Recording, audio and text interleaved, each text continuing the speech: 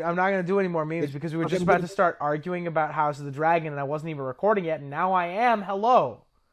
Hello. You should note that I'm getting my rumors from a subreddit for memes, so take those with a grain of very ironic meme salt. Hold on. We'll come back to that in a minute.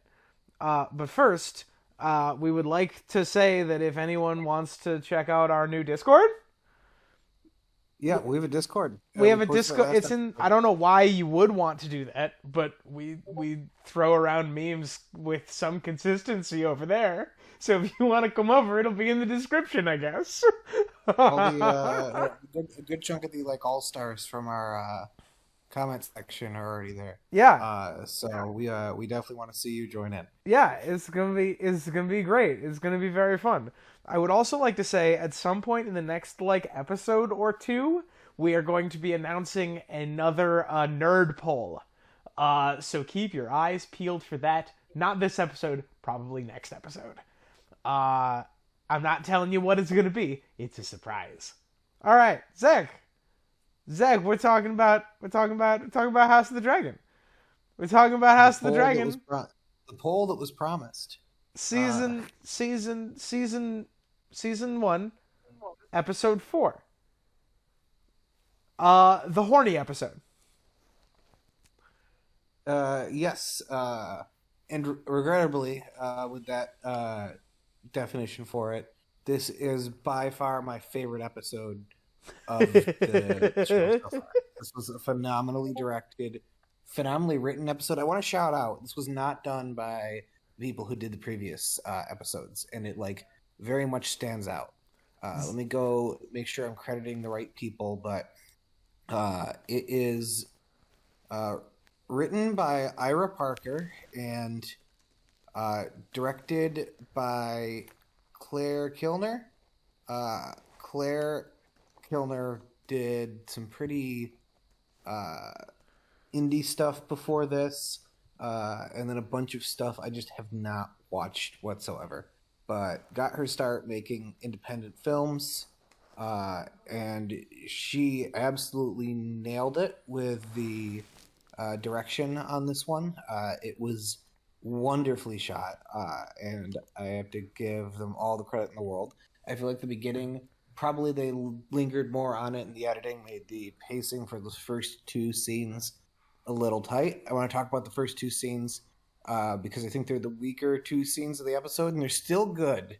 Because the first scene is Rhaenyra on the first stop of her Find a Boyfriend tour. Yeah, she's been on tour for what? It was implied that she was on for months, and now did you see where they were, Zach?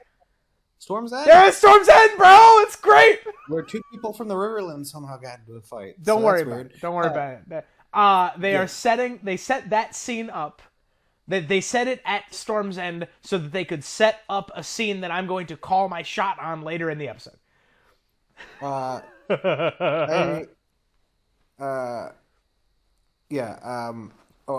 didn't shout out Ira Parker, who wrote this wrote this episode, who also has a resume full of things I've never watched, but I might check out now because this was the first episode that for me was on par with any part of the first 4 seasons of A Game of Thrones. My God, this man over here, it was on par here. This human being over here, shouting out directors and talking about excellent camera work and direction, and I'm just I studied film, dude. I don't get to use it in my day-to-day life, dude. The Brackens and the Blackwoods were in this episode. The internet has been touting this as the best episode so far in the season, and allow me to give some evidence that will weigh in on that. Zach, literally about 15 minutes ago, I finished rewatching it with my smallest sibling. I finished watching it an hour ago. And Zach, that was my second time watching it, and I fully intended to take notes, and I straight up did not. Mm-hmm. I just watched the episode. It's so engrossing. It was just really good. The scenes are there is the Brackens and Blackwood get into a fight in front of Rhaenyra. Hold on, let's talk about it. Slow your roll. We got to talk about it.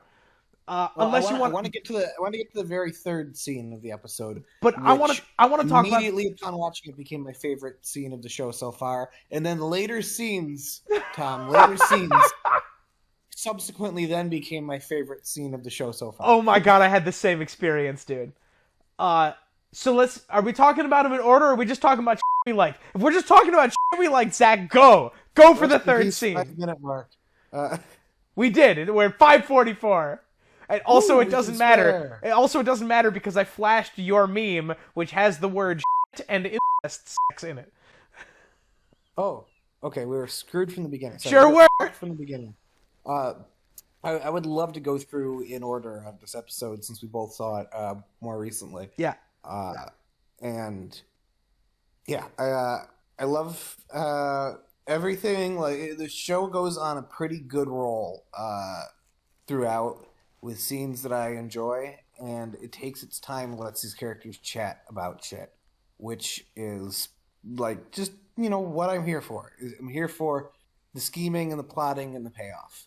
And yes, this is the horny episode, as people were saying. It is. It's a very horny episode, Zach. I feel like this episode really legitimizes the message more so than any other. Because this is the one where I finally, it's as strange as to say it, I finally feel like Rhaenyra, has found legitimate roadblocks to the life she wants to live, besides gaining power, that sexism is, preventing her from achieving. Interesting. I thought Rhaenyra was very stupid this episode. And she artificially manufactured roadblocks for herself.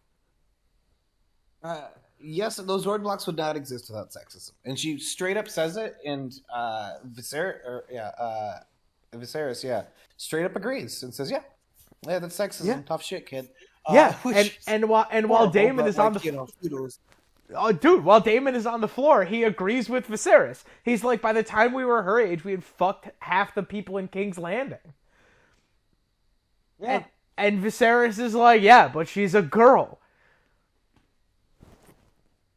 It's so good. It's amazing. Rhaenyra wants to, live the life of someone who goes on adventures. She says she doesn't want to live in fear. She wants to, be a little more of an adventurous, rugged Targaryen type. And court politics prevent her from being that. And she certainly doesn't want to be married for political reasons, although we'll get to that at the end of this episode. She wants to do things her way. And it has been rough for her with all the courtroom politics that are going on. All this fucking politicking. All this fucking politicking. Yeah. So I am, pretty satisfied with this episode as a character piece for Rhaenyra, for understanding the political situation and how it affects them personally, and just as a piece of television to watch. This is one of the best things. Also, I want to get your bingo cards out. The membership, our wonderful audience that we have not been referring to by name as much recently, but to our membership, get your bingo cards ready because it reminded me of Better Call Saul. Get out! Please extract your throbbing bingo marker. Yes. You have not seen it yet, but without spoiling too much, Better Call Saul, a crucial part of it is a relationship between two brothers. And it's a complicated relationship where they both obviously have some amount of care for each other and also are just conflicting on, how to live their lives. And they don't have a whole lot of respect for one another in that regard. And They finally, in this episode, made me feel that way about Daemon and Viserys. Yes, they felt like Finally, in brothers this episode. Yeah, exactly. They felt like brothers, and I could understand exactly how things got so fucked up between them, but I could also understand they still absolutely care about each other, and we see it in 2 or 3 scenes this episode, them wanting to cut through all the political bullshit and just be able to, like, get along. And they reminisce. And they reminisce in ways and they that, hug. like, I have with my... And they hug, yeah. And they reminisce in ways that I do with my brother sometimes. Although neither me or my brother fucked half the women in King's Landing. I want to put that on the record. Hold on. No, that joke's not appropriate. No, that joke's not appropriate. I'll workshop it. Come back to me. I'll come back. Okay. Right, Stop making my Discord make Discord noises in the recording. They can hear it. I'm not making your Discord make Discord noises anymore. Did somebody just join the stream other than you? Because that'll be a problem. Hey, did somebody pop in? Or maybe you just popped out. I don't know. Hello? Help? Either way. Can you see my screen? Help? I can see your screen. Oh yeah, I totally did make that noise. Okay. Okay. Yes. It is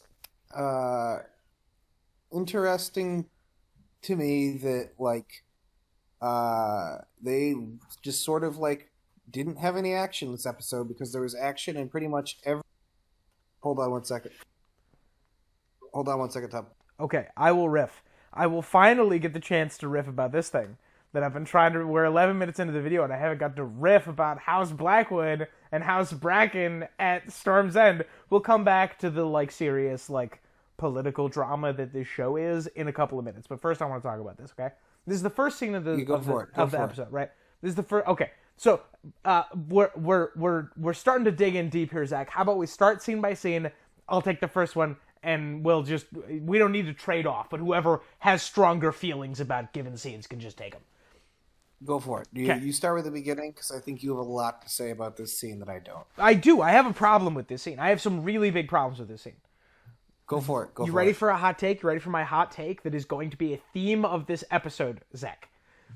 I am always ready for your hot takes, especially the bad one. Rhaenyra is not a good leader. Ooh, now this is going to be a fun one to see people debate in the comments. Oh, yeah. Here's some of my evidence. I don't inherently disagree, but I want to hear your argument first. Okay. So we had this scene at the beginning, right? Where she is entertaining a bunch of suitors. There is an elderly gentleman who comes up and asks for her hand, and she mocks him from the throne. Which is funny. Don't get me wrong, it is funny. Then a kid shows up, and she mocks him from the throne. And don't get me wrong, that is also funny. And then this bag of dick right here. Hold on. This bag of dick right here. This Bracken. We got a Bracken in the background. He starts heckling this kid who's probably 14 and, like, proposing that a queen marry him. Right? What is it? What is he? 13? 13, 14, something like that. He's definitely rather young, and definitely younger than Rhaenyra is. And I would say not younger than 12, probably. And this dick, who I would wager is, what do you think, 18? Starts in the ballpark. Definitely, like, this kid is, like, late middle school, trending high school. This kid is definitely, the other kid's definitely in college, if not, like, graduating. There's an age gap here. This is uncool for him to be making fun of that kid. I'm gonna call them 14 and 20. Okay? That is not a bad guess. Sure. So this kid starts making fun of this kid, right? It's going in this direction. And Rhaenyra says, I could learn to like that one, talking about this one. And then the Blackwood kid, by the way, this is all a big nod to a conflict in the books between the Blackwoods and the Brackens, but we will dispense with that for the moment. This kid draws a sword on this guy, and this guy draws a dagger. And At this point, Rhaenyra starts going from from gently ribbing to making bad leadership decisions. She says, "We're leaving." And she stands up to go. Yes. In spite of the fact that that was her fault. She cultivated an environment in which this asshole felt comfortable bullying this kid. Yes. The correct that is very much true. Oh yeah. The correct thing for a leader to do there is to say, "Hey asshole, shut the fuck up." It takes a lot of guts for a 14-year-old to stand in front of a future queen and ask for their hand in marriage. And I would like you to note, and I would like you to report back to your whole family that you are now out of the running. Get the fuck out. That's what you say there. But instead, she laughs and then leaves. Yes. And then this kid stabs this person, straight kills them, straight murders them in the middle of the thing. Yep. And people Straight on the up internet, murder. Say again. Straight up murder. Not even like. Yep. He immediately pulls out his sword. It's not like they get into like a shouting match and like they start a fight and like he like I guess it'd be second degree murder still, but like there is no like argument that this kid was defending himself. He just takes the joke very poorly and or insult very poorly and murders the guy. Yeah, people on the internet have been saying he won the duel. This was not a duel. He did not agree to this. There were no terms. This person drew on him, and he drew his dagger in self-defense. Now, it didn't look like... It didn't necessarily look into your house, like he Tom, did... and shoot you, it's not that I won the duel. It's that I committed first-degree murder. Yes. This guy, like, it didn't... In fairness, it didn't look like he, like, didn't want to fight. But still, this is a 14-year-old and a 20-year-old having a peacock feather fluffing match in front of you, and she goes to leave. In that moment, Boromund Baratheon, who, mild spoilers, is not the best leader on planet Earth, Boromund Baratheon was a better leader than Rhaenyra in that moment, because at least he had the presence of mind to go, quote, "Sheathe that steel, you twats," which was a very funny line. Yes. And then I believe guards also run over from the Baratheons, if I remember correctly. Yeah. And they try and break it up. It's just they're too late. Yeah. Rhaenyra and Sir Criston are walking away. We hear the sound of someone's guts being opened. She turns around, and the Bracken has his intestines laying on the floor. And then Sir Criston goes, "Don't look, princess," and she leaves. And that is the second poor leadership decision she made in that time. Because, are you kidding? I want to be like, you don't have the stomach for it? You are aiming to be a leader. You are aiming for a governmental leadership position. It is literally your job to make laws on whether this is legal or not. Yeah. And you left? You left? I view, Rhaenyra's very negligent responsibilities. That is a very good way of describing it. She is negligent and uncaring, and that is something that we see a lot of this episode. We'll come back to that on a scene later, but for right now, we'll just hop to the next scene. I want to talk about once we get later into it, I suppose it'll fit better. But this gives me some sympathy, and I think later, and the histories probably certainly make it out to be that Rhaenyra is a lot more villainous than she's being portrayed here. I'm starting to get where this is coming from. She wants to live the maximum of what all Targaryens in the past have had, and the problem is every Targaryen that said "I'm doing this my way" did it at the expense of good government. Yeah, that was the way that Maegor the Cruel ran things. That was the way that Aegon the Unworthy ran things. Yeah, we're not quite there yet. Correct, I know. I think, 100%. I agree that she shouldn't have just walked away from him. At the same time, I get why she's not. involving herself in this. She doesn't particularly want to be on this tour to begin with. She doesn't want to get involved into what's going to be a like extreme diplomatic situation. Like for as far as like not getting her name into like the fallout of this, I think she did a little bit of a better job. And from a leadership perspective, she failed to prevent bloodshed, which she probably should have tried to. Yeah. But from a political fallout perspective, I think she's she's a side character to the story now. Oh, and Rhaenyra like just sort of left what was happening. That's not what the Brackens and the Blackwoods are going to be upset about when they hear about this. I don't think that. I think that is an interesting take that did not cross Rhaenyra Targaryen's mind. But I think like I think it partially crossed her mind, just like the squabbles like this I don't give a shit about, and that perspective will probably for some part of her life shield her from immediate conflict, although it certainly doesn't in this episode, but that's not really her fault. Or I guess you could argue it is, and I'm sure we will later. But that's that's a perspective that's going to keep her out of trouble for now and screw her out of allies later. Yeah, like the like aloof, I don't give a shit about you mentality. Literally this scene is going to come back. You know what? Screw it, right? I'm going to call my shot right now. Zach, do you mind if like oh no, you haven't finished Fire and Blood. Call your shot. Go for it. Okay. If you don't want any spoilers for Fire and Blood and or House of the Dragon, skip forward about a minute, okay? It is 21:40 right now, so by 22:40 you can come back. The scene at the end of Episode 9, I'm calling my shot right now, the scene at the end of Episode 9, the last climactic scene, is going to be the death of Jacaris Targaryen outside Storm's End.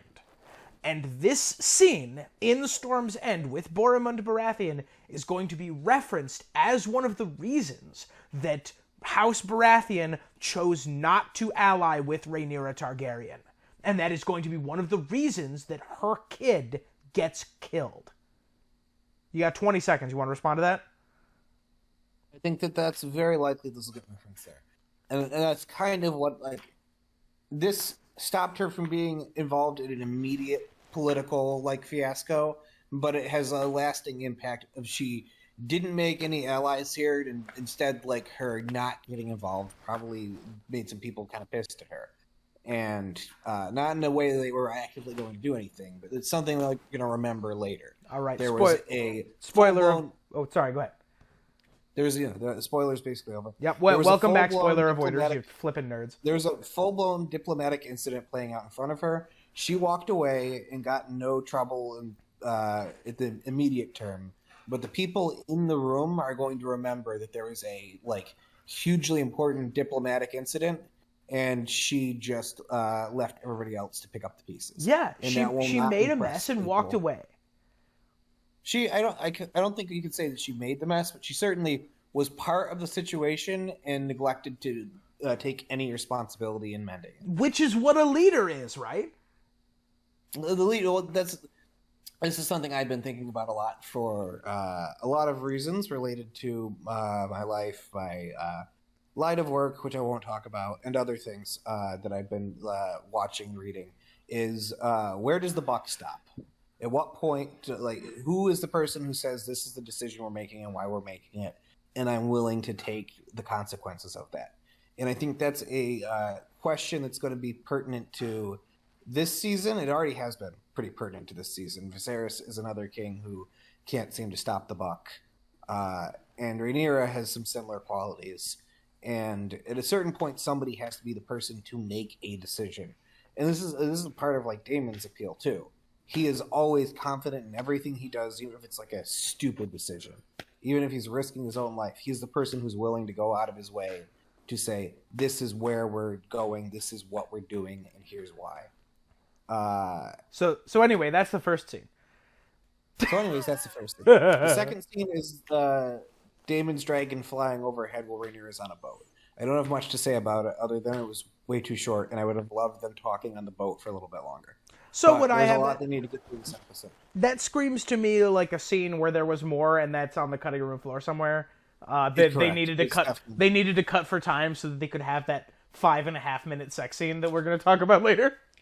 They could. The funny thing is, if they had let them talk more, there would have been more of an emotional payoff to that 5.5 minute sex scene. Now, granted, that is the best 5.5 minute sex scene I've watched in a very long time. Man, you got to get better porn. That was the joke I was lying about. That was the joke I was lying. Sorry about that.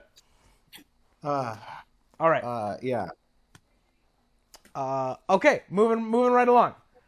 You got I very much want to talk about the scene where Damon returns. yes. It is the scene that sold me on this show more than any other scene. It was incredibly well paced, incredibly well shot. Just the two of them. There is a tension, and you feel like they could, there could be a fight or they could make amends at any moment. And very slowly, right before it happens, you realize that they're going to play nice with each other and make amends. And then they do, and it's a very satisfying scene. Rhaenyra just waltzing through the crowd to get a better look is a very nice, subtle touch about her character, where she wants to get involved or she wants to be as close to the action as possible without being a part of it. And the crown being handed over, the hammer being handed over, beautiful, beautiful scene. And like I said, this is one of the two scenes in here that makes me really respect the relationship they wrote between these two.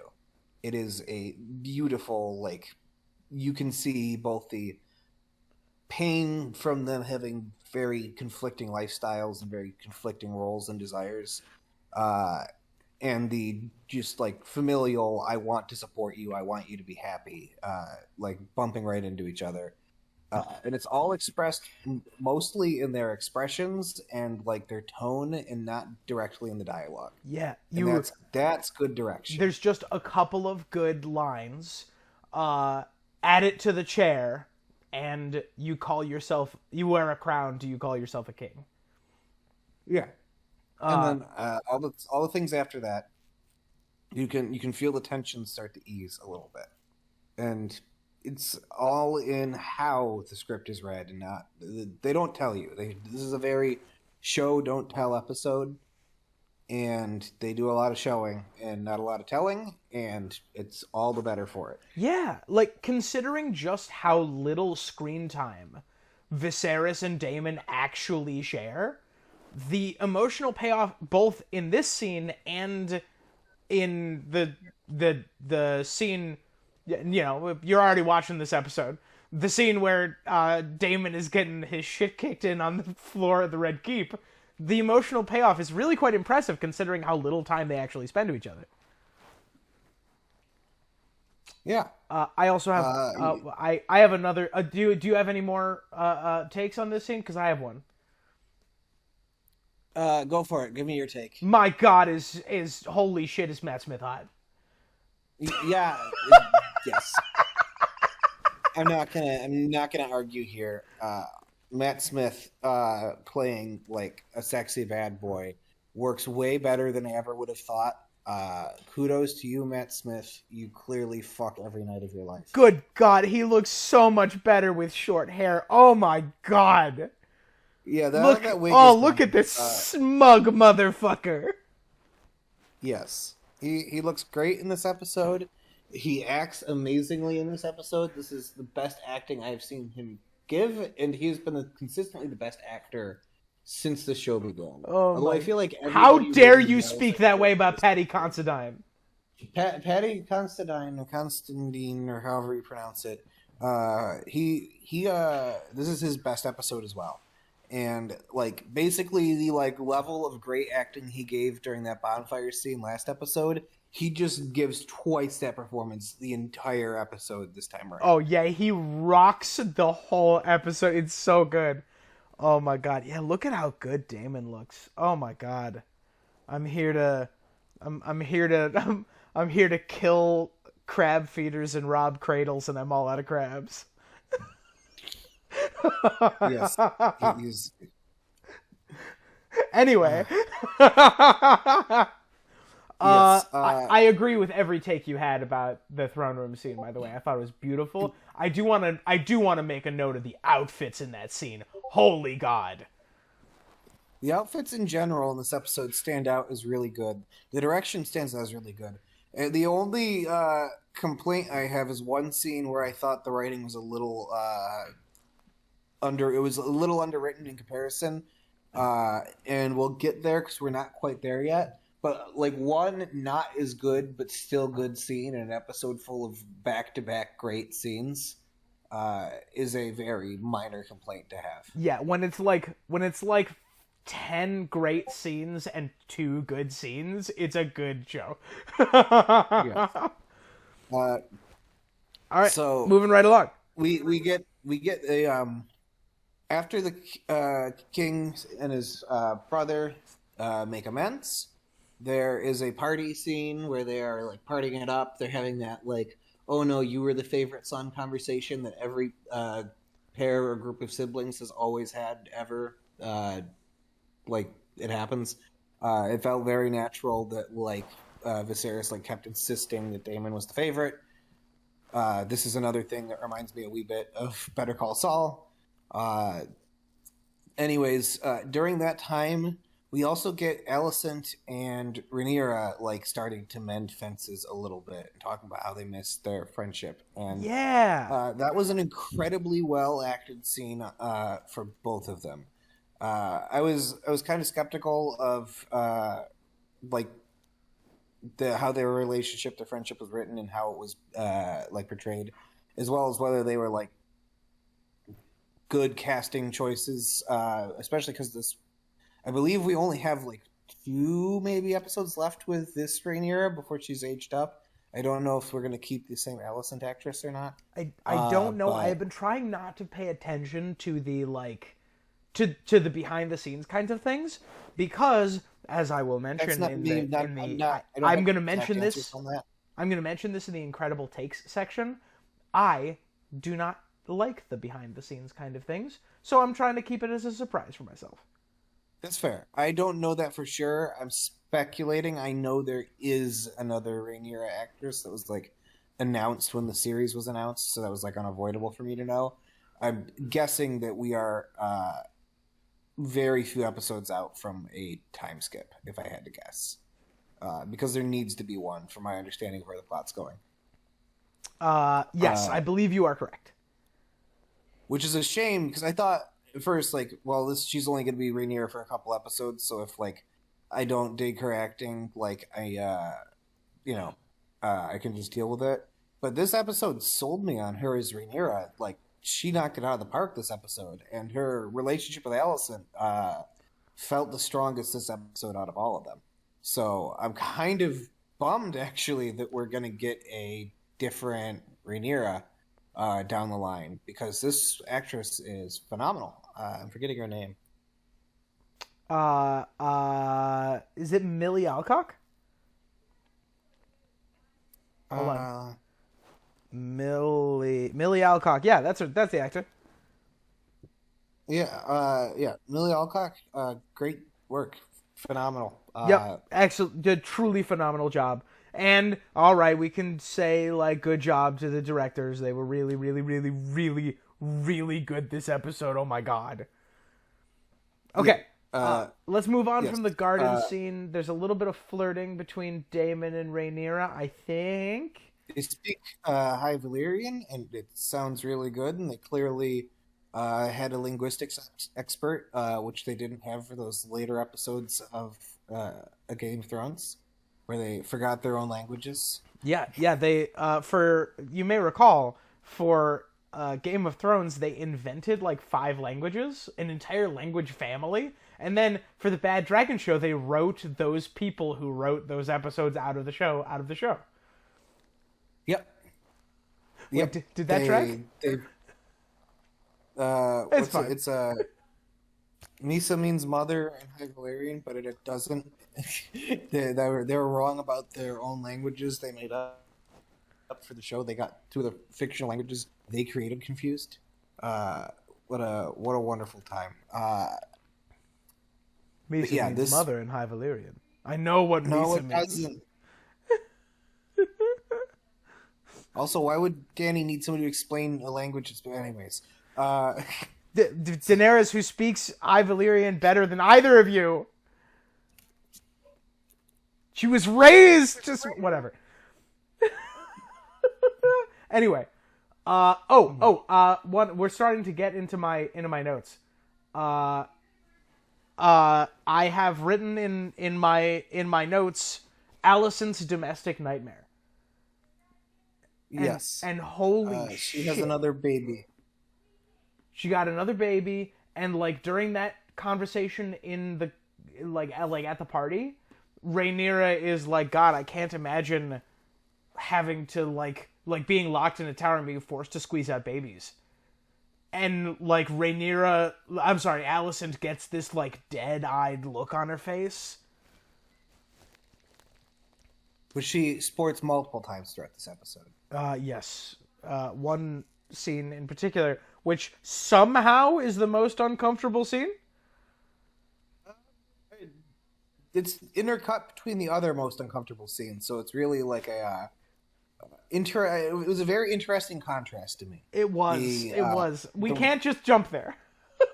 We can't. No, we have to get them first. So, the crux of this episode is my favorite thing that has happened so far, which is just two characters going around Flea Bottom and fucking around. Hold on. You have skipped my favorite moment of the episode to get there. Really? Yes. What have I skipped?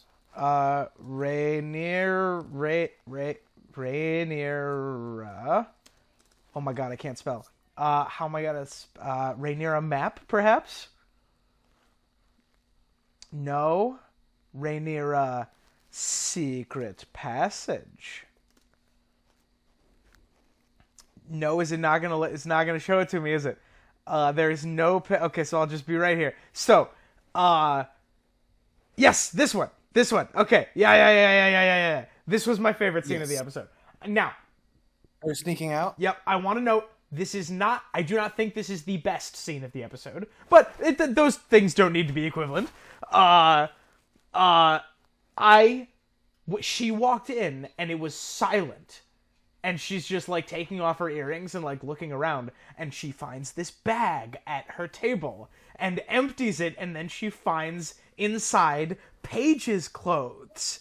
And she empties and she finds a note, and on that note is a map to find her way to the secret passage that is behind her fireplace. And like I said live while we were watching this episode, I said, "Oh my god, it's the Scooby-Doo part of the series. I'm so excited." And there's this like maybe 30-second scene of her running through the secret passageways, seeing how to get into and get out of different sections of the castle. And Zach, I'm gonna lean real close to the mic here. You ready? I'm really close to the mic now. Go for it. That's gonna be important. I'm so fucking excited. This is one of those things that I commended Game of Thrones for doing. It's something that really good episodes of Star Trek also did, and it's something that Breaking Bad and Better Call Saul did all the time just to show off, which is you have a scene where something very normal and routine happens that is a setup for something critically important later. Yeah. It is something visually interesting is happening. It makes immediate sense for the character to be doing it right then and there, and it sets up information in a very normal way. You're doing three things at once for the audience, and the more things you can be doing at once for the audience, usually the better. So I love a scene like that where, hey, Rhaenyra knows her way around all these secret tunnels. Secret tunnel. It's interesting because it's visually interesting. And it's important because this is how it's telling us. It's showing instead of telling us that Rhaenyra is sneaking out and up to no good for a princess. It is, this is a good scene to be your favorite scene of the episode. I feel like you're not touching on the most important consequences of that scene. That both we, the audience, and Rhaenyra now know that the Red Keep is not secure. Yes, that you can get in and out. And like I had that, like I knew that because the Maegor has all these things built, and Varys uses these tunnels in the main series. But But there's a difference between Varys being able to sneak around somewhere because it's kind of his forte, to like a member of the Targaryen family knowing the layout. yeah, like I had this moment where she found something in her room and she smiled, but my like the pit of my stomach was cold because if you walked into your room, she smiled. If I walked into my room and I found that someone had put someone's in my room, that's not good. That's Yeah. scary. That's actually very scary. Yes. Okay, so that's my favorite scene. I really liked it. Now we can move on. So, Daemon and Rhaenyra walk through Flea Bottom, and she gets to experience part of the kingdom that, like, she has never really seen. And this is something that speaks near and dear to me as someone who likes to travel a lot and just like take in like, you know, cultural like events, go to parades, go to like, oh, I'm in this area and they have a festival. I'm gonna go. I'm gonna try all this different food while I'm here. Damon is very worldly, and he wants to take Rhaenyra out and show her there's a whole world outside of these castles and politics, and there's a lot of fun things in it. And you can drink, and you can party, and you can go to a pleasure house where people are having the most conspicuous orgy of all time. And You can yeah, go see a politically charged small budget theater production. You can go support your local theater scene. yeah, that theater scene, by the way, is my least favorite scene of the episode, and I'll get to it. I wanted to talk about the wonderful usage of all the people like breathing fire and performing like fire tricks, and the one like witch saying, "Would you like to see how you die, boy?" They very like subtly hint at where this story is going in a scene that makes sense on its own and is visually interesting to watch. It's really good. The scene is fun on its own, like very like entertaining, beautiful. Makes sense. Like this is where you would take somebody if you're like showing them there's a whole world outside your castle. You're going to take them to go see something like impressive and cool, and it is totally a hint for like how everything is going to end poorly for everybody. Spoilers in this show. No, they're gonna fix all the problems. It is such a nice scene. Then they go drink a lot, and then which fair. I would do the same. Sometimes I do. They go see a show after drinking too much, which again same. And then they end up in a pleasure house. Still like added that step on, but they go to a pleasure house, and Damon is all like, "Hey, this is sex," and believe it or not, Rhaenyra, it's unbelievably based, and you should give it a try. And then he gets like playfully flirty with her, or like actually, it's hard to tell with Damon. I And mean he's that's kind of shocked. Go ahead. He's No, this more is just the an important interesting part. take. I'll come. We'll circle back at the end of this, and I'll give the opposite take to this. He's sort of shocked when she reciprocates so easily. Is the main point. And I'm not gonna like. I am gonna point out that this is somebody taking their underage niece to an orgy and then be like, "Hey, so," which it is. Hey, you see that thing they're doing with their mouths? I bet you can do that. Yeah. It is paired with another scene of Alicent clearly exhausted and overwhelmed, getting a bedtime visit from Viserys, also for sexual purposes, where she does her best deer in the headlights impression the entire time. Uh, and I like the the scene between Daemon and Rhaenyra was in large part about sexual freedom. We can remove Yes. the for the moment. Let's remove the grooming undertones because Well, it's like taboo versus like, you know, good old wholesome sex, the way it's supposed to be, according to society in Westeros.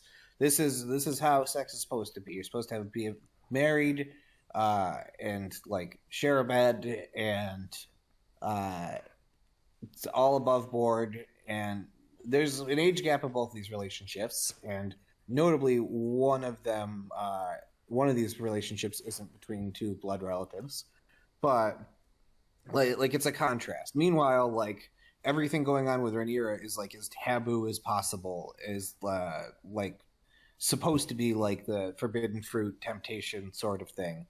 They're literally up against a wall with people watching. Like it doesn't get more like you know taboo than that. I I find it very funny you say this because I was far less uncomfortable with the Rhaenyra and Daemon scene than I was with the Alicent and Viserys scene. I Because thought they were both uncomfortable, but I agreed that I actually think the Alicent one is more uncomfortable. because Alicent tried to say no. And that's Yeah, it made my skin crawl because Rhaenyra and Daemon should not have been doing that. But Alicent is a prisoner. How many steps removed from a sex slave is she, Zach? well, and that's Rhaenyra's whole point, right? Yeah, Like, that's the whole that- point of this episode, I think. if and realistically, it's like multiple steps, and like Yes, it is. It is. Alicent gives a like soft no to the king's servant, who's like he's pretty insistent about it, and then she like stops. Who's I'm forgetting. It was Jacaris the Conciliator, right? I'm not mixing my Targaryens up. Who did what? Jacaris, who made the realms whole. Correct. Yeah. His wife would have said, "Fuck no." His wife would have came right up to his face and said, "Nope, not tonight, honey." I forget what the name of his wife was. Alysanne, the good Queen Alysanne. The good Queen Alysanne would have been like, "I don't think so, honey." I But Alicent wasn't playing, or Alysanne wasn't playing a political game. Correct. There's a lot of societal and political pressure on Alicent Hightower to basically become dumpster. Well, and on top of that, Alysanne felt on equal footing to Jacaris. Alicent does not. She is much younger and very clearly has much, much less power. Jacaris gave Alysanne a very good amount of the power to run the realm. And she had her own dragon, and she basically had Dragonstone to herself some of the time. Yeah. And she would just up and leave if they got into a pretty big argument. Alicent doesn't have that luxury that Alysanne had. Yes, there's a very strong power imbalance between Jacaris and Alicent. She can't say no, realistically. Maybe she can say no today, but she can't say no tomorrow. She can't say no forever without it destroying, like, that'll get her, like, straight up, like, we'll get the High Septon in here and annul our marriage, and that'll be that sort of thing. And I think that is existentially terrifying. To think about how you are going to be trapped here forever.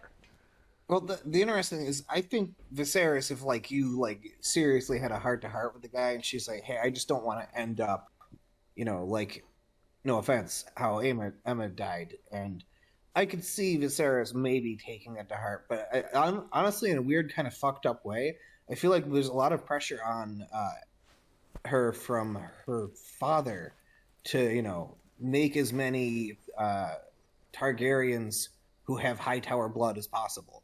So she's getting it from two angles, right? It's not enough that she makes, some kids with the king. she's got to make sure that there's like a healthy contingent of the most powerful family in the world that has the Hightower interests at heart.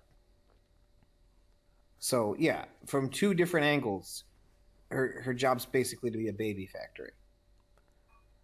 I agree wholeheartedly. Yep, abso-fucking-lutely. Yeah, I think that's a depressing thing to internalize, right? Which is why she is so hollow this episode.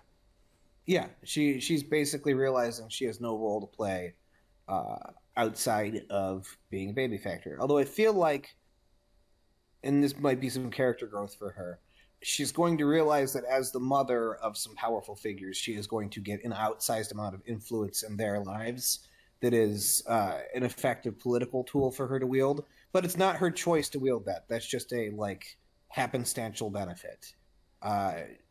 However many children she is going to push out, willingly or otherwise, she, like, gets the benefit of getting to raise them, which is little consolation to her when they're still pooping in diapers. So that's that scene. Yeah, well, there's a lot to unpack. We didn't even finish talking about Rhaenyra and Daemon. We went back out to the other part. Yeah. That's still an uncomfortable scene. Yes, it is. That's still, like, Daemon, I don't know, like, does Daemon truly want her? Is he, like, you know, part of me thinks that, like, Daemon thought that she would play hard to get and that, like, he would have to, like, turn down the charm a little bit more, and he's kind of surprised when she's like, no, you can fuck me against this wall. And he doesn't know how to process that. Part of it makes me think maybe he has, like, a little bit of guilt of, like, am I really about to fuck my niece and, like, sully my good name with my brother who just forgave me? Yeah, and then he considers it. That was how it read to me. He had this moment of realization where he was like, what am I doing? And then he, like, slapped the wall and ran away. Which was a dick move, by the way. Yeah, exactly. I think a little bit of column A, a little bit of column B. I think you're probably in that regard. Yeah. He was expecting it to be a tad bit flirtatious and seductive and risque, and instead she's like, nope, wide open, blast me up with your dragon fire.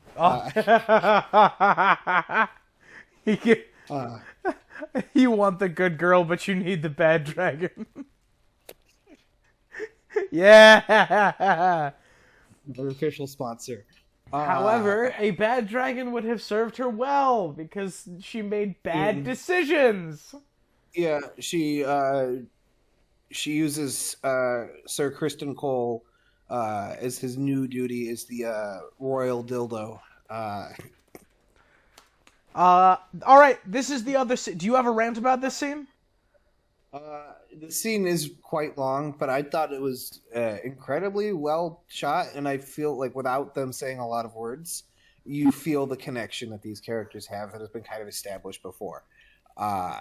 And you can see without him, like, that, like, he doesn't say, Rhaenyra, I can't, I took an oath. Like, that's all implied. You can see his hesitation. You can see that he knows he's not supposed to be doing this, and that he wants to do it anyways. And then, like, it doesn't take too much pushing for him to commit. It's also kind of uncomfortable because he also has, like, a soft no here, but Rhaenyra's like, yeah, but... Yeah, Zach. Yeah. God, this show is so good because, like, you're right. All of those things that you just said are right. It's beautifully shot and it's beautifully acted. It's wonderful. The score is beautiful, which I really just appreciated this episode. This watch through, I guess I should say. I only have one complaint with the score, by the way. I haven't brought this up yet. Okay. I wish they had made their own opening theme instead of just using the Game of Thrones. I agree, Zach. I'm calling my shot again here. You ready? Yeah. I'm calling my fucking shot right now. Beginning of episode 10, they're going to have a different theme. I'd be on board for that. I'm going to be disappointed. I'm going to be disappointed if that's not true. But I hope that's the case. If anybody asks, all right, I called it right now, today. Episode, what is this? Episode 4 of The Good Dragon Show. I called it right now. They're going to switch themes for episode 10. It's going to have a different opening theme. Yes. I could see it. Yup, because after that scene that we talked about earlier, that's going to be the last scene of episode 9, and after that, the series is going to be dark. Maybe it'll be season 2, because I think, and I'm letting rumors and speculation I read on the internet seep into this, which could be complete hogwash, but I think the scene you think will be the end of episode 9 is going to be the very last scene of the first season, and it'll just straight up cut to credits after the moment that you talked about in the spoiler section earlier. I think that can't be the case, because that would be like ending season 1 of Game of Thrones with Ned getting his head chopped off. You need the other TV shows probably would have ended like that. Yes, but Game of Thrones doesn't. They have this beautiful formula where it is rising action, climax in the 9th episode of the season, and then time to reflect and understand what happened in one final week. If and only if, this is a big if and only if they are sticking to that formula, I think that scene is the narrative climax of the first season. I should note that the 9th episode is written by the same person who wrote this episode. Also, the episode we'll be talking about next, the 5th episode, is also written by Claire Kilner. She wrote 3 episodes so far. There's 2 episodes where we don't know the writer yet, so we'll see. Okay. We'll sorry, directed, not written by. We're gonna do a whole flippin' like any of the future episodes. I am absolutely committed to doing a full like retrospective on like the writing and direction of this season at the end of the season. I would love to do that. I would love to talk about the different directors, different writers, and what they brought to the table. That sounds like fun. As well as like reflecting on the different actors and actresses, because some of them, I presume, aren't going to be making it back for season 2 because there's going to be some character deaths. You mean character growth? Character growth. And by character growth, I of course mean growth of dragons. They're going to be getting some calories. Yes. Anyways, let's. Do you have anything else to talk about in the world's longest sex scene? Oh my god, this is like the linchpin of my take on the episode. Yes, absolutely. I got it. Go for it. I'm gonna go on a rant. Okay? Give me your take. Give me your take. I'm going to sum up my take in a handful of words. Workplace sexual harassment. God. Tom, I've had a cough all week. I lost my voice yesterday. I was finally getting better. In that, you have completely sent my health back 48 hours. I told people I was going to be in at work tomorrow, and now I'm going to be like, I'm sorry, I laughed too hard last night. So, Zach, this is also a scene where I think that Rhaenyra is exemplifying bad leadership. It's also a scene where, like I was saying earlier, where people's decisions about love and romance and sex are tied up in like the political repercussions, which is a theme of this episode pretty heavily. That all these people would probably be in much different relationships if there wasn't political weight on their shoulders. Agreed. Okay, you ready? Yes. I wrote this down after the episode. This is a queen pressuring an employee into breaking the law. He doesn't know what will happen to him if he tries to say no. And if he says yes, he now has a death sentence, right? Yeah. That he will have his head cut off. He will get sent to the wall at best. Yeah, that's the best case scenario, is he gets sent to the wall. So you're very explicitly. This is what the Kingsguard have one of the few vows of take no wife, bed no women, that is actually followed through on. Yeah, and it's not like you're taking a pleasant. One of my favorite things to discuss in A Game of Thrones, back before it was the Bad Dragon show, was Jon Snow having sex with Ygritte. Or Ygritte, however you pronounce it. like somebody, I forget who it is. It might be Maester Aemon who says like if you want to like punish him for having sex, you're gonna have to kill half the Night's Watch. Yeah. And the Lord Commander says there's a difference between like someone betting a woman in a brothel and sleeping with the enemy, and like their vows like are there to prevent a potential political conflict. But everything the Kingsguard does is a potential political conflict because their only job is to make sure no harm comes to the king.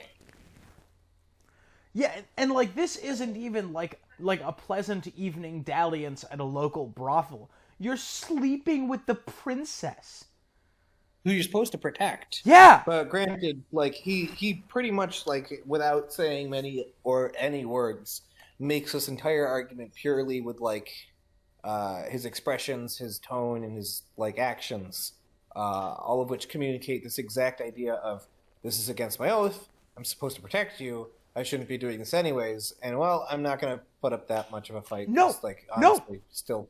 No, I disagree with that entirely. His expressions take on his entire side of the discussion, but I'm not worried about his entire side of the discussion.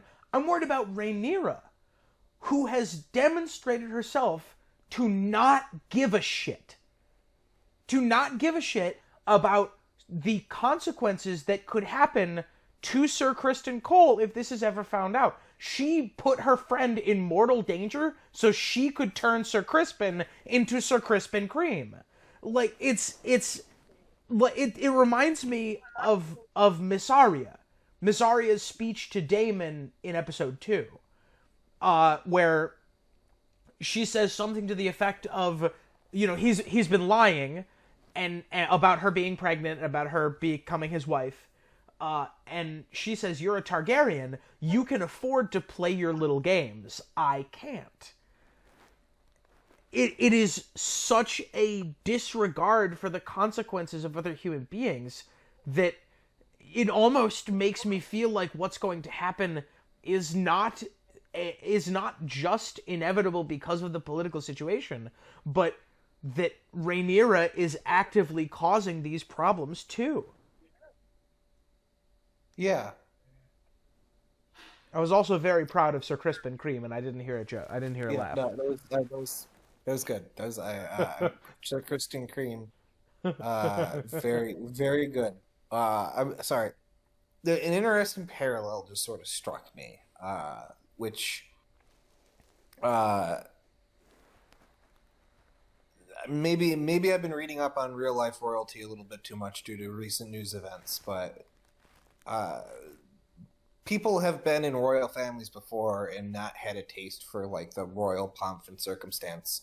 Famously, one of the people directly in the line to be the King of England, only like a few steps away, the second son of the current King Charles, like left the country and like lives with his wife and doesn't do any like royal stuff in official outfit and all that usually, or very sparingly.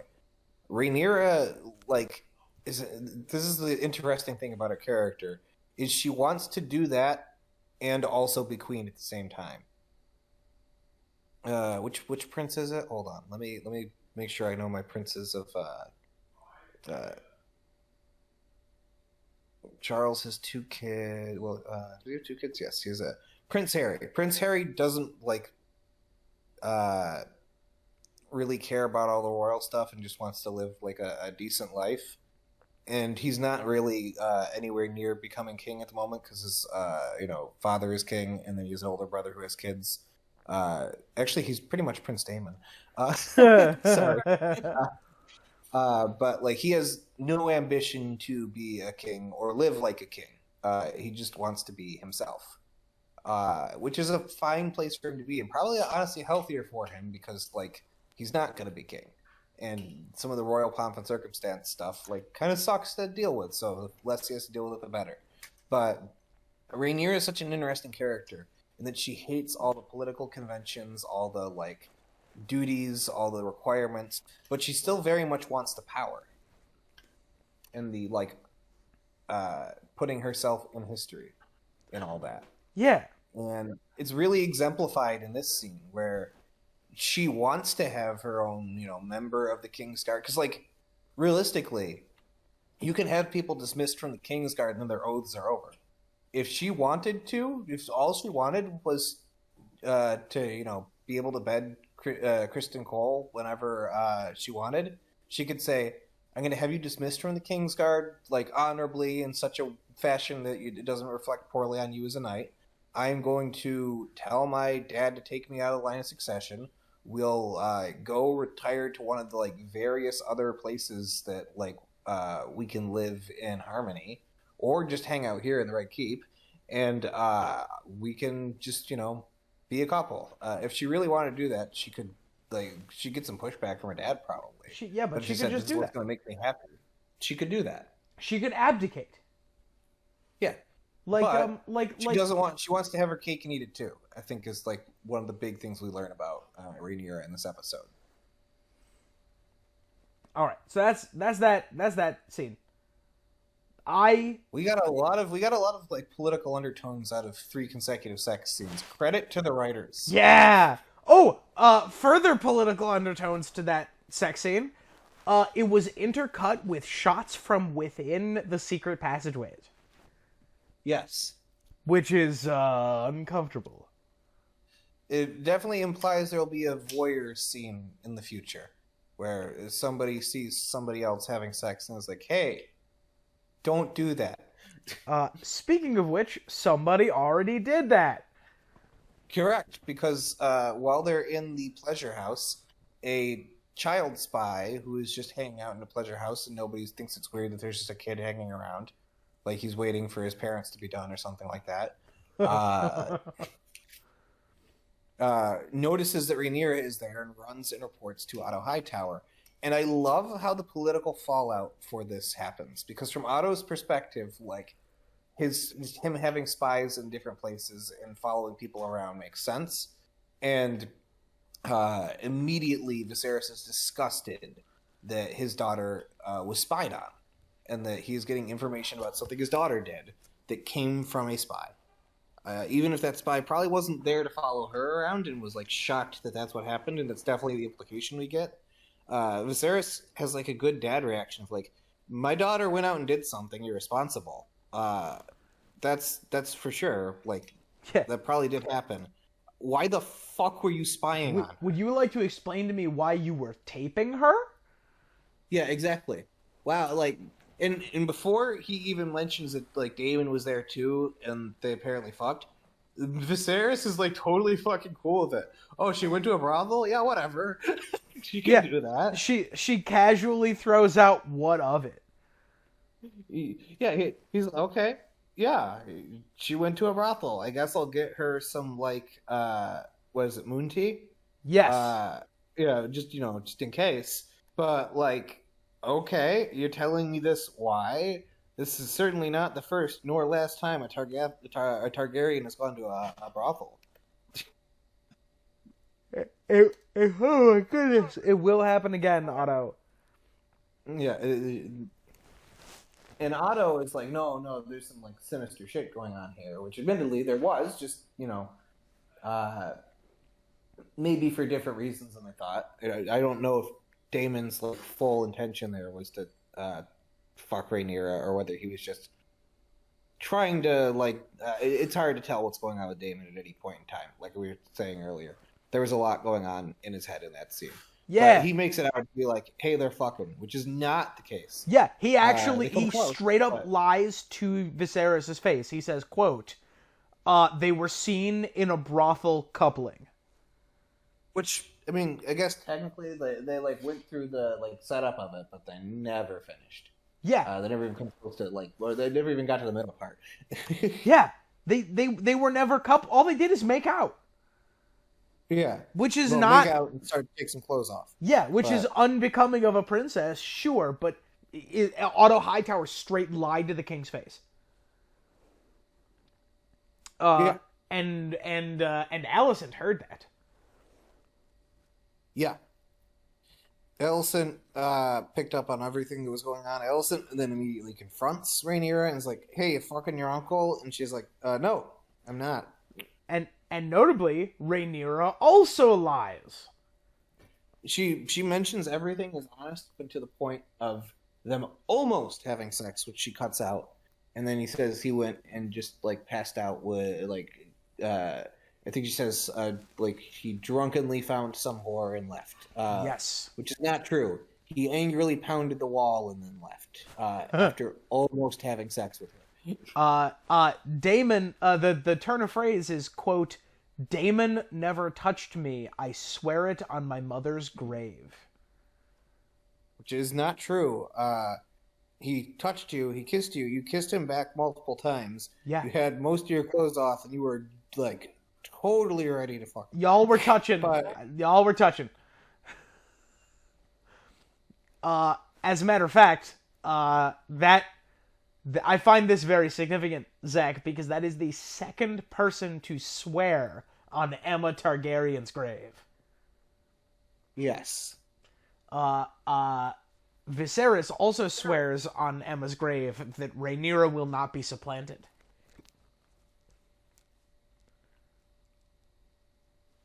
Yeah. So, after this scene, we get to, I think I might be missing a scene, but we go to Rhaenyra and we get the argument between the two brothers. Oh yeah, about that. Yeah. We get Viserys kicking Daemon's shit in. And Daemon like comes up with an actual really good like solution to calm some political tensions, at least between the internal Targaryen family, which is, hey, traditions of the Targaryens.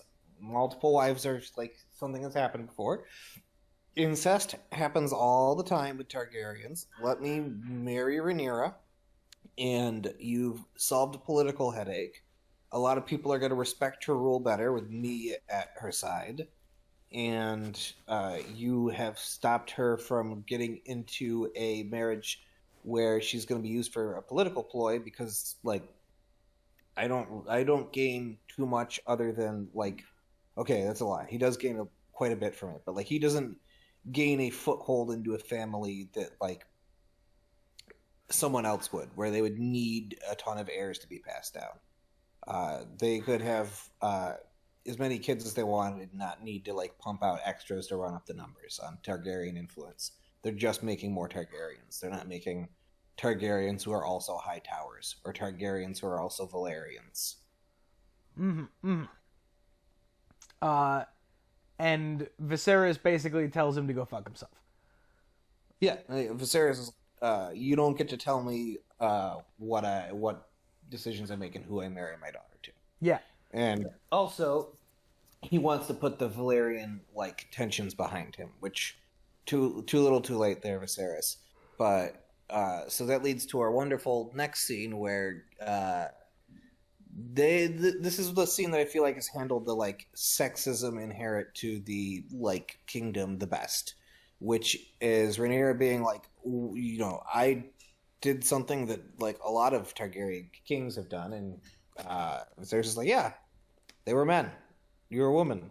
There's a different standard there, and you're gonna have to live with that. Yeah, my agreement with it or yours are not relevant.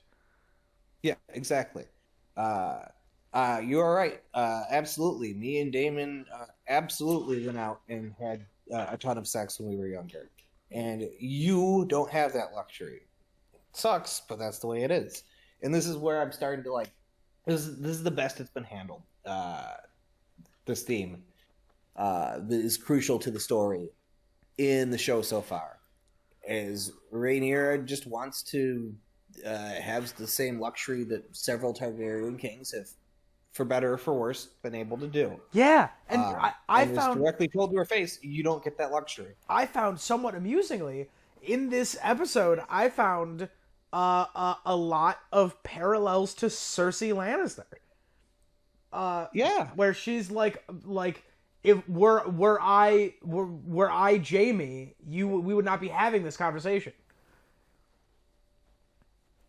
And yeah, like, oh yeah, yeah, and she describes herself when she takes on like roles unbecoming of her. She describes herself as what, Tywin with teats. like Rhaenyra wants to have all the luxuries that Targaryen kings were afforded while still being a queen, while still being royal, while screwing royal convention. I think that one of the main themes we're going to have here is that Rhaenyra is sort of her own worst enemy in wanting conflicting things. God, this show's really good. Yeah, this is a phenomenal episode. I'll say it again. There's a lot going on here, and it's all handled incredibly well. Shout out to Ira Parker for writing such an amazing script because it was tight. And then we get to Rhaenyra is told that she'll marry Laenor Velaryon, and Rhaenyra is like, yeah, absolutely. I will be your political piece. I will be part of your political game if you make a... We had some technical difficulties, but we are back. Zach, you were talking about Laenor Velaryon. What am I editing into that break, by the way? I do another play it again meme. Play it again. Okay, yeah, sure. Yeah, do another one of that our patented meme. That'll be, and every technical difficulties from now on, it'll be another version of that. I like that. With a different song that doesn't get YouTube copyrights freaking out. I like this plan a lot.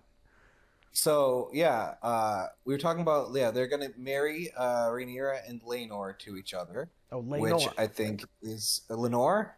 Yep. Laenor. Yeah. So yeah.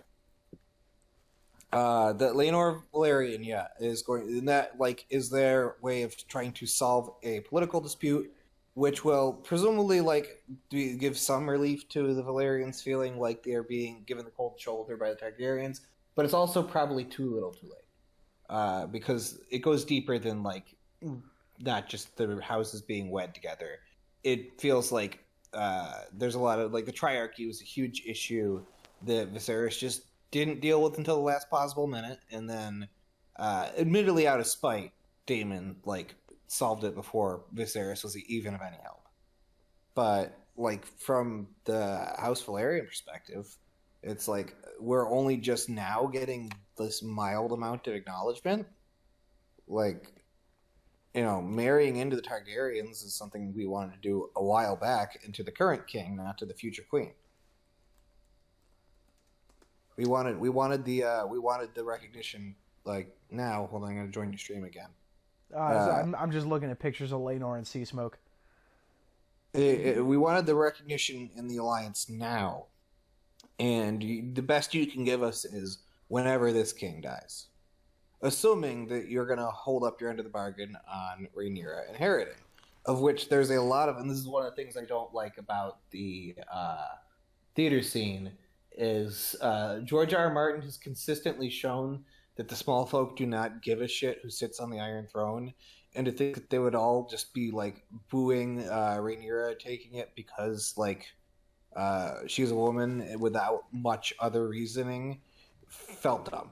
Well, now hold the phone. I feel like the sexism in Flea Bottom, sure, I can see that, but the idea that they care that much about who sits on the throne in Flea Bottom kind of contradicts George R. R. Martin's entire point in the main books, which is all the stuff these High Lords are feuding about doesn't really matter all that much to the common person, is actively detrimental to solving things like a global existential threat that will end life as we know it. I think I'm inclined to disagree, because George Martin's point about the small folk I think applies to people generally, but not necessarily to the citizens of King's Landing, because there are consistent themes, there are consistent running motifs of political plays, and you remember the twisted little demon monkey preacher in season 2 or whatever of Game of Thrones. This happens to Cersei in I think the 4th book, where the small folk start turning against her, so she starts taking people's tongues. That's I suppose that's true enough. I don't know. I think the jokes in that play are also not real zingers or anything. I just think that that bit I agree with. Yeah, the play being really poorly written and basically just being ooh, I wouldn't want a queen to take over. It feels like they could have done something more politically potent, is Dame, talk about Maegor the Cruel. People have like strong opinions about there. When Maegor the Cruel was in King's Landing, people fucking suffered. Like, will Daemon be the next Maegor? Will Rhaenyra take over, or will the little baby take over? Who is going to be the next king? Like, you could do all that in little vignettes or something. It feels like y'all need more time for that, which, obviously I didn't have. But, this episode did feel a little strapped for time sometimes. It did. Ignoring that aspect of it, where we'll jump back to where we were, which is the very last little bit of the story, which is Otto Hightower's dismissal as Hand of the King. Yeah, which was very well done. In that, one, Viserys does not directly accuse him of any crime for which he could demand a proper trial or anything like that. He only makes a bunch of accusations. However, this comes off as making Viserys look extremely paranoid because he doesn't make specific accusations. He almost sounds a little bit like a conspiracy theorist in this dismissal. Yeah, because he's like, wow, isn't it weird that my father... Oh, they name-dropped a bunch of cool Targaryens. My father, yes. Balon the Brave, they called him. He was only Hand for 5 days. But man, that was a good day for you, wasn't it? He was Hand of the King, and he died, predeceasing his father, I believe, or his own father, because yep. So, because that was that it was his death that incited the Great Council of 101. Yeah, because he was the heir presumptive. Yes.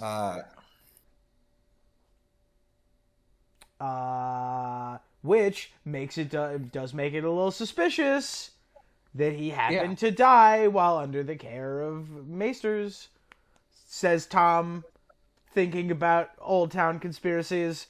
Maybe another day. Maybe another day we'll talk about that. Yeah. But Viserys inherits pretty straight from Jacaris and gets a Hand of the King already slotted in because Otto was also Jacaris's last Hand of the King. And he is pointed out that very quickly, Otto Hightower was the second most powerful and the most experienced in leadership man in King's Landing in one very brief window of time. Gosh, this show's so good. Yeah. And it's the great beautiful dramatic scene. The Great Council happens 2 years before Jacaris dies. Yep. Is this beautiful, wonderful, dramatic scene where Viserys does not make accusations, but he says, your judgment is compromised, you're fired. Yeah, you are serving more than just the realm, and technically everybody does that, but you're doing it too much. Also, I forgot that Alicent Hightower was the person in the room when Jacaris died. That's actually kind of creepy. Yeah. Yep. She sure was. Ooh, baby. Oh my god, it's going to be a good season. All right. Now, let us move on to the... I think that's all I have to say about the episode. Oh, Zach, you forgot the last scene. Tell me your take on the last scene. Then, the moon tea. The moon tea, yeah. I brought that up briefly before. Just in case you did have sex with somebody, you might want to drink this bad boy so you don't pop out a kid that's going to be a headache for me. All right. Scene. Before we do that, I would like to take a break for Tom's incredible takes on the internet. Please, Zach, I'm going to read off some takes. I got a bunch of them. I'm going to read off a take. You say good take, bad take, okay? Go for it.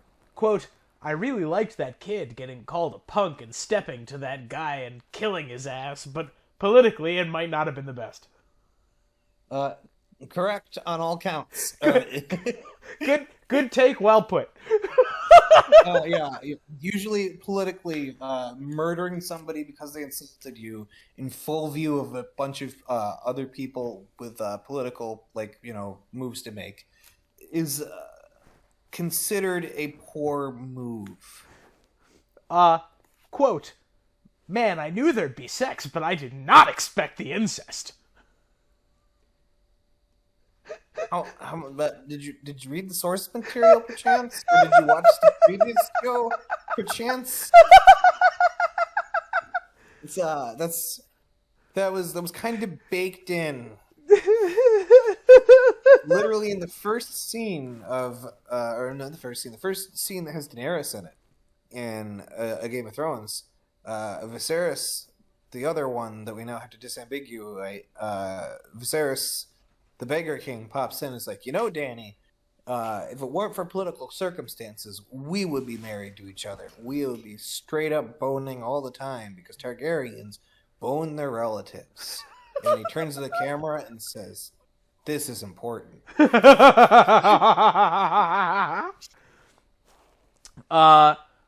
Quote, I know that Otto Hightower is an overall good dude and a good hand. Unquote.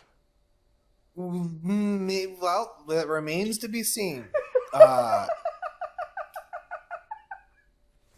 He does give, at certain points, very good guidance. But we also see him behind the scenes doing things that benefit him. Like, the second Aemma Targaryen is dead, he's like, Alicent, get on that man's dick. Which only benefits him.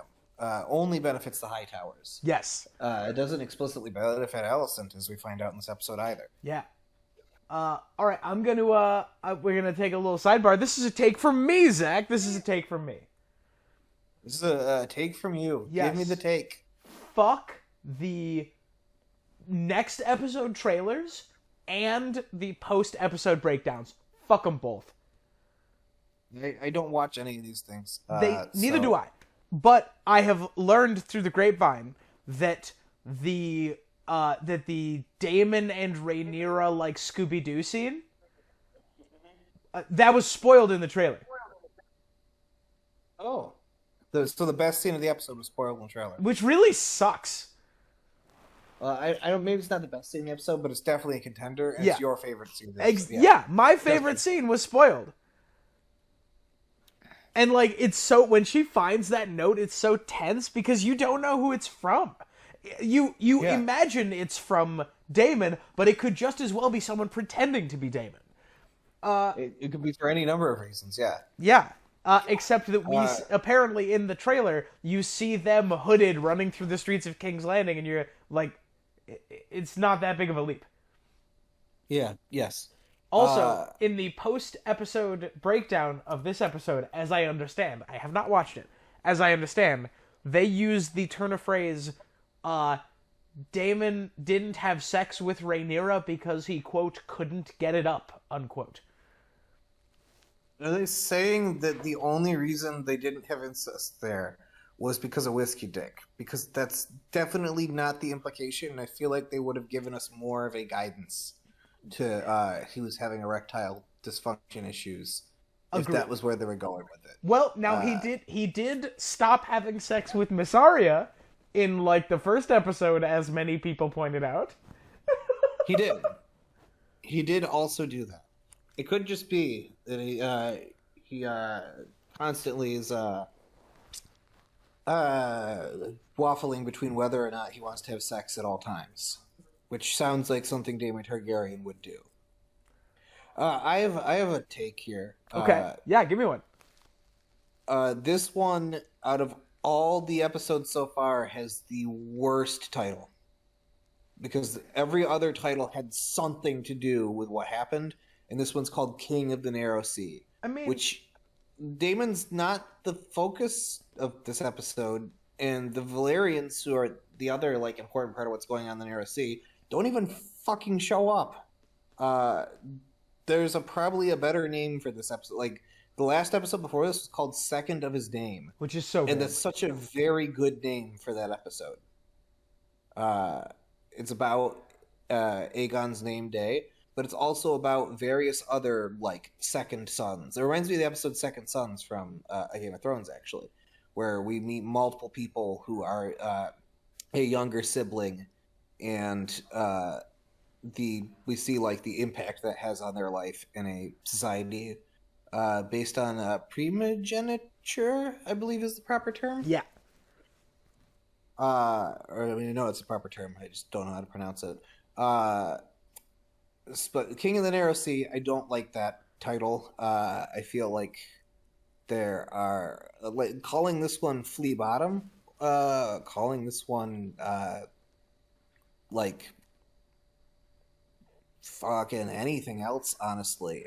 Calling this one something more thematically appropriate with Rhaenyra's like, you know, growing sexuality and all that, her like willingness to break convention. None of that is in the title. You know something? I think that's a good take, Zach. That is not a good title.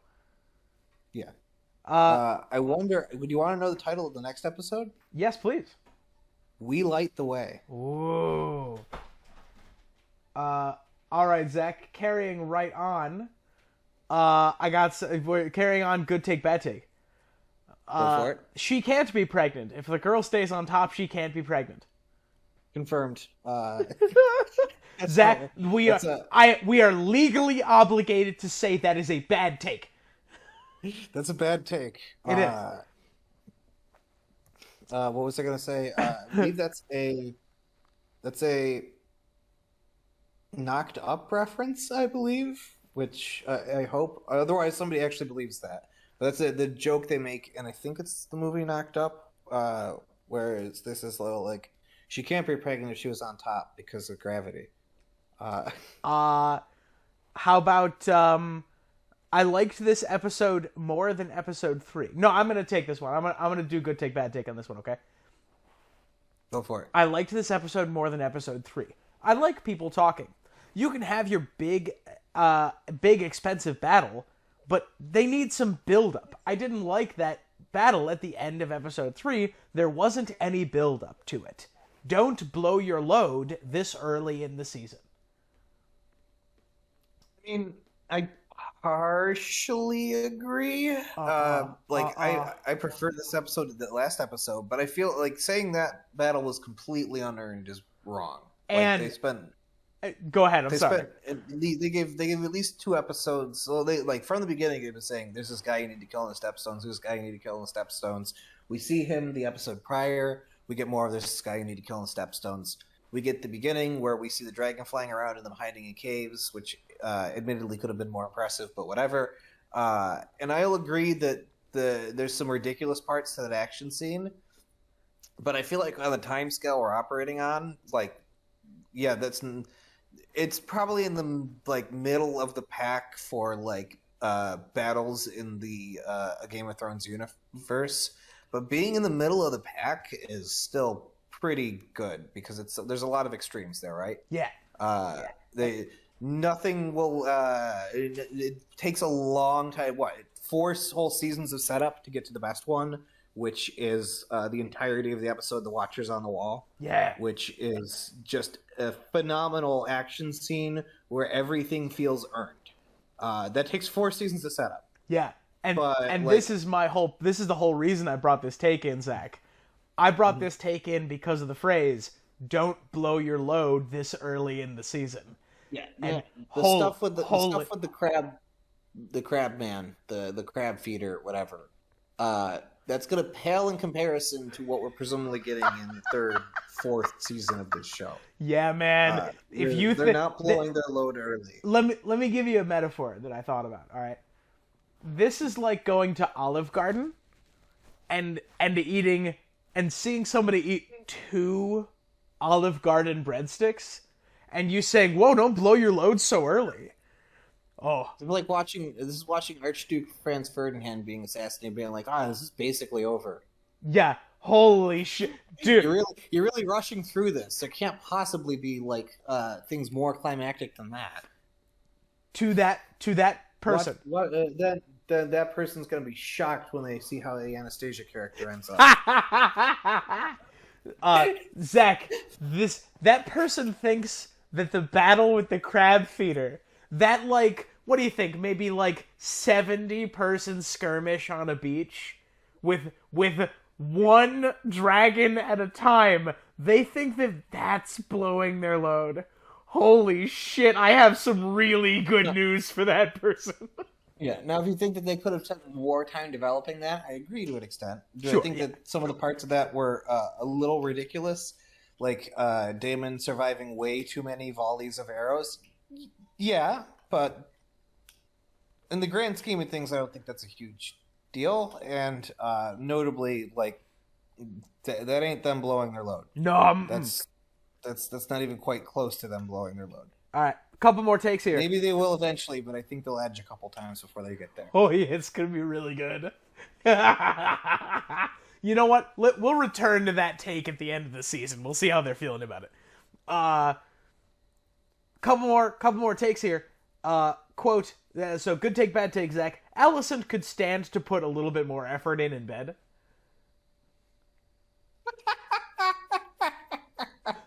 That That's one way to read that scene. I rewatched that several times, Zach. That is an unironic take. Either they have the most deadpan sense of humor, and I just don't have the context from the rest of their videos, or that is an unironic take. I'm hoping they're just very deadpan. I hope so too, because that's a bad take. That is a very bad take. Oh yeah. Yikes. That gets a yikes out of 10 for me. Oh yeah. Good take, bad take, Zach. I'm becoming bored with this show. There's too much politic and not enough dragons. Somebody needs to die already. Did you watch the season? This is somebody who like says, I don't know what you're talking about. The Long Night was a great episode. You are that person. That is you. This is another Tom take. Quote, Daemon's crown looks like the project you're supposed to have done, but you make under your desk the period before you're supposed to turn it in. I was hoping that Viserys would put it on his fridge. Yeah. And finally, we're gonna end on a take from oh gosh, oh no, oh this is from a YouTube I think this is a Preston Jacobs. I can't remember though. I didn't write it down. Is this a Preston Jacobs take? I think so. Targaryens marry brother to sister. Couldn't we have avoided a lot of conflict if we just wed brother to brother instead? That's a good take. That's impressive. That is a new thought to me. I feel like you avoid some conflicts, but you make fewer Targaryens. That's true. Okay. All right. And that's it. That is the last of my takes. I hope you enjoyed today's iteration of Good Take, Bad Take. Please leave which of those you think are good and which of those you think are bad in the comments. Because my God, I want to know what people join our Discord server and to like, comment, subscribe, print out screenshots of our episodes, and mail them to your representative in Congress. Oh my God, will you guys please make a papier-mâché crown that looks like Daemon's shitty craft crown? Out of the printed out comments on our YouTube channel? Go print out comments from our YouTube channel and glue stick them on to boxes of macaroni and cheese at your local supermarket. Please remember to loudly go on public transit and ask everybody directly to subscribe to our channel while making direct eye contact. You telling me a glue stuck this man? Zach, I have one final thought on this last scene before we close up. Give me your last thought on it. I thought that Maester Mellos had the best line of the episode. We should end on that line. Yep. Go for it. He walks in and he says, "Here you are, Rhaenyra," and Rhaenyra's like, "What is this?" And he says, "This is moon tea." I don't think he uses that turn of phrase, but he says, "This is your morning after pill." Basically, yes. And he looks her in the eye and he says, "It will spare you of any unwanted consequences." Turns to camera 2, winks. Yeah! That's such a George Martin-y line. Yeah. Yeah, he turns to camera 2. He says unwanted consequences. And, the Benny Hill music plays. And we see all of the people that die in the Dance of the Dragons die in this little montage while we're zooming in on Rhaenyra thinking about taking it. And yeah, this it continues the themes of bodily autonomy of women. This is actually about abortion. Yeah, eat shit, Ben Shapiro. Eat shit, Now Ben. Just Suck it, Ben. Go to that pleasure house and suck all those dicks that were on screen. Those were there just for you. Let's say hypothetically that you were wrong. Okay, Zach, do you have any more thoughts? No, that is all I have. All right. Please, if you feel like it, I guess you can like and comment and subscribe and click the bell icon and join our Discord and I don't know. What else do people say? Send us fan mail on the. We have an email. Send fan mail or fan art to our email, Yeah. or I guess you can ask us questions on the Discord server because we're both in there. Tell all your favorite people who make Song of Ice and Fire content that they should collab with us. To the point that they get annoyed and want nothing to do with us. Yeah. That's always fun. Yeah. You should find other people who make completely unrelated content and tell them to collab with us. Like Toby Fox, I don't know. Paul Rudd maybe could come on the show. Yeah. Does anybody know Willem Dafoe? Yeah. You can get King Charles III now, I guess, could come on the show and give his perspective. I'm sure he has opinions. If you guys, a 73-year-old king. Yeah, if you guys know any good Elvis impersonators, we'll have them on. We love kings. We do. We love kings. You can invite. I don't know. I'll just say anyone. We'll have them you just invite yourself. Write in the comments that you're going to be in the next episode, and then you'll be wrong, but you can insert it.